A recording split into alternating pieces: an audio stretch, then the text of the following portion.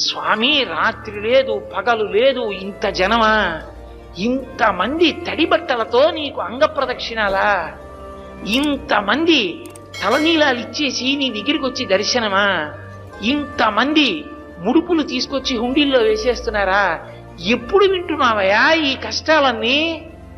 కళ్ళందుకే ఇలా నామాలు పెట్టేసుకుని నిద్రాముద్రాం నిఖిల జగతి రక్షణే జాగరూకం అని దక్షిణాయనంలో పడుకున్నవాడు ఆంతరంగంలోకి చూసినట్టు వచ్చే వాళ్ళ మనస్సులు చూస్తాడు.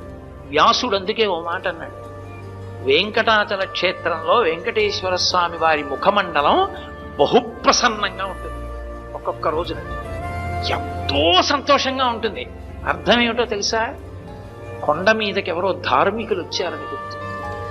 ధర్మమునందు విశేషమైన అనురక్తి ఉన్న వాళ్ళు కొండ మీదకి వచ్చారనుకోండి, ఆ రోజు మురిసిపోతాట, రే ఒక్కడు వచ్చాడు రా.